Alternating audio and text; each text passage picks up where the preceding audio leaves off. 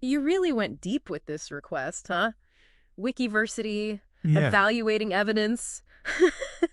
You're really putting us to the test this time. Well, I think it's a topic that deserves a closer look, don't you? I mean, we're constantly bombarded with information these days. How do we even begin to sort through it all and figure out what's true? Right. It's like trying to sip from a fire hose. So this Wikiversity piece you sent, it's basically our guidebook for becoming truth detectives. Exactly. It's a framework for evaluating evidence, for thinking critically about what we see and hear, which, let's be honest, is more important than ever these days. Totally. And the excerpt jumps right in, talking about how much of reality is actually hidden from us. It's kind of freaky when you think about it. Like, we all have these blind spots, right? Absolutely. And the piece highlights how our upbringing, our culture, even our own personalities, they all act like filters, shaping what we see and how we interpret it. So we're all walking around with these, like, custom-made reality goggles. No wonder we disagree so much. It's true. And it's not always easy to recognize those filters, those biases that we carry with us. Okay, so how do we even begin to take those goggles off? Or at least, like, clean the lenses a bit? Well, the excerpt talks about this idea of openness to experience, which basically means being willing to seek out different perspectives. Even, or maybe especially if those perspectives make us a little uncomfortable. Exactly. Because if we're only ever exposed to information that confirms what we already believe, we're never really challenged to grow, are we? It's like that saying, if you're the smartest person in the room, you're in the wrong room. Exactly. But here's the thing. Even when we do actively seek out different viewpoints, our brains still find ways to hold on to those pre-existing beliefs. Oh, you mean like that whole confirmation bias thing, where we tend to gravitate towards information that supports our existing views and ignore anything that contradicts it? Exactly. It's like our brains are hardwired to take mental shortcuts, even when those shortcuts lead us down the wrong path. Our own brains working against us. So frustrating. So what can we do about it? Well, the excerpt offers a bunch of really practical tools for evaluating evidence. It lays out specific criteria to consider whenever we encounter new information. It's like a checklist for truth seekers. Okay, I'm liking this checklist idea. What's the first thing we should be looking at? The excerpt starts with relevance, which just means asking yourself, does this evidence actually relate to the issue at hand? Okay, so if I'm trying to decide if that new study about the benefits of, say, bee venom therapy for arthritis actually applies to me, I need to figure out if I even have arthritis in the first place. Exactly. It sounds obvious, but it's easy to get caught up in the excitement of a new study or a headline-grabbing claim without stopping to consider if it's even relevant to our own lives. Right, gotta stay focused. What comes after relevance on our truth-seeking checklist? Next, we have origin. And this is a big one. It's about considering where the information is coming from. Is it from a primary source, a peer-reviewed scientific journal, a respected news organization, or is it from, some random person with a blog and an agenda? Right, gotta check those sources. It makes a big difference if I'm reading a news story about, say, the latest developments in artificial intelligence from a well-respected science journal versus, like, my Uncle Bob's conspiracy theory website. Precisely. And that brings us to our next criterion, authenticity. We have to ask ourselves, is this evidence actually what it claims to be? Is it the real deal? Or is it a clever fake, maybe taken out of context? And this is especially important in the age of deep fakes and online misinformation. So we've got to channel our internet sleuths and make sure we're not being duped. Okay, what's next on the list after authenticity? So next up on our checklist is objectivity. Okay, objectivity, that sounds like a big one. Break it down for me. Basically, it's about trying to figure out if the source of this evidence has any biases that might be coloring their perspective. Like, do they stand to gain something if we believe what they're telling us? So like this one weird trick ads that promise to erase wrinkles or whatever. I always wonder who's funding those. Exactly. Or like, if a study about the effectiveness of a certain medication is funded by the company that makes that medication, well, they might not be totally impartial. Right. It's like getting fashion advice from someone who only shops at one store. Might be great advice, but you'd want to consider the source, right? For sure. And that brings us to scope, which is all about remembering that even a well-conducted study, even with amazing results, might not apply to everyone in every situation. Okay, so like just because a study shows that, say, people who listen to classical music while they work are more productive. Doesn't necessarily mean that blasting Mozart is going to suddenly turn you into a coding machine. Right, especially if I'm like trying to write a sonnet or something. Speaking of things that sound fancy but might not actually be that complicated, Remember that DHMO scare from a while back? Oh yeah, dihydrogen monoxide. It sounds totally terrifying, like some kind of industrial solvent or something. Right.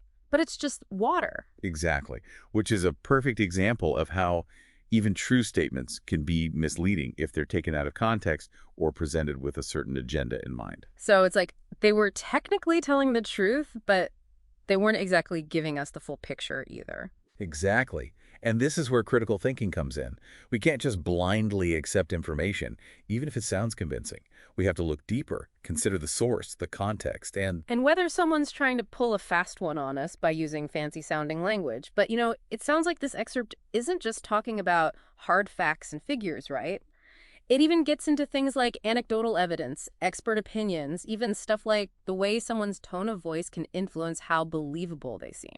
you're right. Those are trickier areas to navigate because they're inherently more subjective. But the excerpt argues that even those types of evidence can be helpful if we know how to evaluate them carefully. So it's all about context. Exactly. Like a single anecdote on its own. Yeah. It's not super reliable, right? Yeah. But if you start to hear lots of similar anecdotes, it might start to point to a larger trend worth paying attention to. So it's like the difference between, say, one person telling you that they saw a UFO versus 100 people all claiming to have seen the same thing in the sky. Exactly. It's not proof, but it's definitely something you'd want to investigate further. Right. Got to follow the evidence wherever it leads. So what about expert opinions? What should we be looking out for there? Well, it's always smart to consider someone's credentials.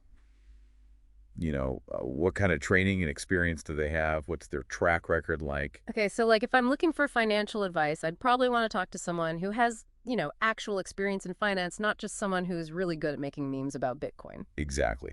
But it goes beyond just someone's credentials. We also need to consider if they have any potential biases that might be influencing their opinions. Okay, so like if someone's giving me advice about the best type of car to buy, but they also happen to be a car salesperson, I might want to take that with a grain of salt, right? Right. Because even experts are human and they can be influenced by all sorts of things. Hmm. And then there's the whole rhetoric thing. How can we avoid being like totally bamboozled by a really charismatic speaker, even if their arguments are actually pretty weak? Right, because just because someone can deliver a killer speech doesn't mean they're actually right about anything. Exactly. And this is where understanding a little bit about persuasive techniques can be really helpful. Like how people use emotional appeals or appeals to authority to try and win us over. Or even just like the tone of voice someone uses, like if they're speaking really loudly and confidently, it can be easy to just go along with what they're saying, even if we have our doubts. Right. It's like that old saying, the loudest person in the room is not always the smartest. Or the most, right. Which actually reminds me, the excerpt specifically calls out shouting as not being a valid form of evidence, Yes, it's true. which, let's be honest, is a good reminder for all of us sometimes, Yeah. right?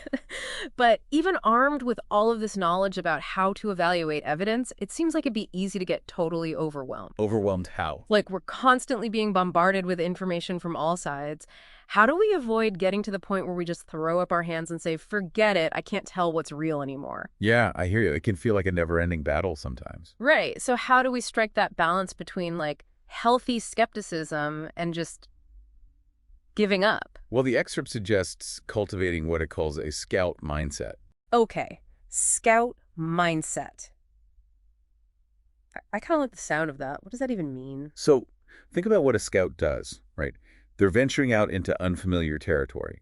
They have to be cautious, observant, always on the lookout for potential dangers. Right. Always be prepared. Exactly. But they're also open to new discoveries. And they're willing to adapt, to change course if they encounter unexpected obstacles or, promising new paths. Okay. Yeah, I see what you mean. So it's not about being blindly trusting, but it's not about being cynical either. Exactly. It's about being curious, asking questions, being willing to update our beliefs when we're presented with new information, and also being comfortable with uncertainty. Yeah, sometimes the answer is, I don't know, right? Exactly. And that's okay. It's Hmm. all about embracing nuance, recognizing that things aren't always black and white. Yeah, the world is a complicated place. I really like this whole scout mindset idea, though. It feels a lot more empowering than, like, just feeling helpless in the face of all this information overload. Absolutely. And that actually reminds me, it's interesting that the excerpt doesn't really touch on the role of technology in all of this. Oh, that's a good point. It's like All of this stuff we're talking about, evaluating evidence, thinking critically, feels more important than ever in the age of like algorithms and AI and deep fakes and And information overload on a whole other level. right. Yeah. So, how do we apply these strategies, this scout mindset, in a world that feels increasingly unscoutable? That is the million-dollar question, isn't Mm. it? And it's something I'd encourage you to keep thinking about, even after this deep dive. Well, I know I'm going to be thinking about it a lot, and I hope our listeners will too. This conversation has given us a lot to chew on. We've talked about the importance of recognizing our own biases, we've explored different ways to evaluate the information we encounter, and we've even learned how to channel our inner scout. All essential skills for navigating our increasingly complex world. Absolutely. So, next time you come across a startling headline or a controversial claim, take a deep breath, remember what we've talked about today, and happy scouting, everyone.